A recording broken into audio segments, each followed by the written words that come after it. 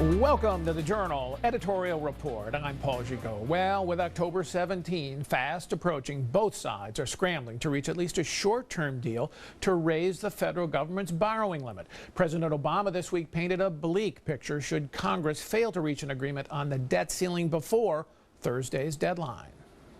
If Congress refuses to raise what's called the debt ceiling, America would not be able to meet all of our financial obligations for the first time in 225 years. Nobody in the past has ever seriously threatened to breach the debt ceiling until the last 2 years. And this is the creditworthiness of the United States that we're talking about. This is our word. This is our good name. This is real. But thanks to the 14th Amendment, constitutional attorney David Rivkin says the default on the federal debt is not even a possibility. I spoke with him earlier and asked him why. The United States is the only country that is constitutionally incapable of default.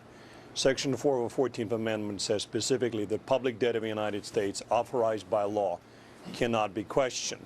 The Supreme Court in a case called Perry versus United States construed this language in 1935 and made very clear that this language is judicially enforceable. So individuals who hold bonds and other obligations of the United States, right. If the United States misses principal interest payment, you can go over to the Federal Court of Claims and get a money judgment against the United States. It's not debatable. All right, and that was the last case the Supreme Court heard on this question. Well, except in 1960, in a case called Nestor versus Fleming, the court made clear, Paul, that it only applied to true public debt, that other obligations of the United States are not similarly protected. Particularly Social Security payments or things like that. But David, when I was in school, I was always taught that Congress has the sole power under the Constitution to appropriate money. Wouldn't this interpretation of the 14th Amendment give the president the opportunity, essentially, to spend money not appropriated by Congress? You would not, Paul, for a couple of reasons. First, as a practical matter, there's more than enough money in the Treasury from tax receipts to pay debt service, $200+ billion in receipts, roughly $30+ billion in debt service. Right. Second, this language is a limitation on what political branches can do relative to repudiating existing debts. It is not a language that grants president any power to either raise debt or come up with other sources of revenue. That power is very much in Article 1. So this would not, just to be clear, this would not be a precedent for the president to say, you know what, I can now take that tax revenue that you say there's plenty of and spend it on Social Security payments or Medicare payments or the Education Department or whatever he wanted to. This would only apply to debt interest payments. Is that correct? And principle, absolutely. It applies to true public debt. And if you think about it for a second, and this is what the Supreme Court said in Nestor versus Fleming, other obligations of a sovereign, other promises are not constitutionally protected. Otherwise, you have a one-way ratchet, Paul. Congress can never decrease Social Security payments. Congress can never change COLAs.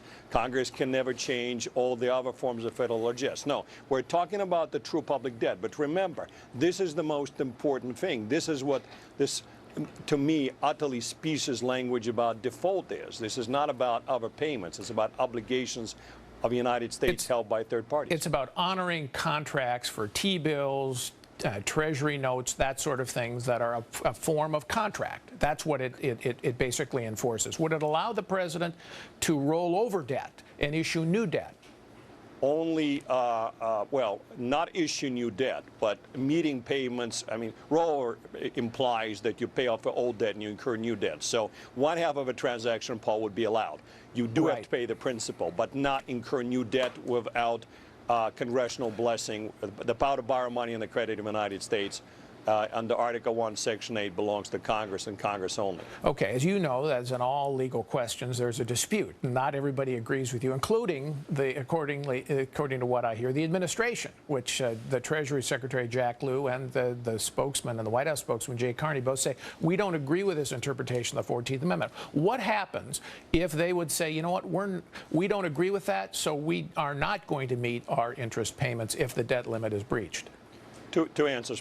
First of all, they've been very careful about it. I would bet you a lot that if you go to Office of Legal Counsel at the Justice Department or the ultimate president's lawyers and ask for their opinion, in light of a language of Section 4, in light of a history of how it was drafted, its ratification, and the Supreme Court case law I'm talking about, right, they would not say that that is not the case. So the White House is straddling the fence. But second, what's stunning to me, think about how unusual it is.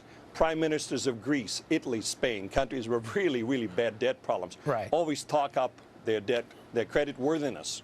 We seem to be the only country where political leaders are talking down our credit worthiness. That's unthinkable. And they're doing that, and you think they're doing that for political reasons to give themselves maximum leverage and to box in the Republicans. Absolutely, and particularly to use the business community and Wall Street to pressure the White House. Let me say briefly, the true significance, as far as I'm concerned, of this crisis is not a failure to pay public debt, but rather an across-the-board 40% sequester because we're borrowing 40 cents on the dollar.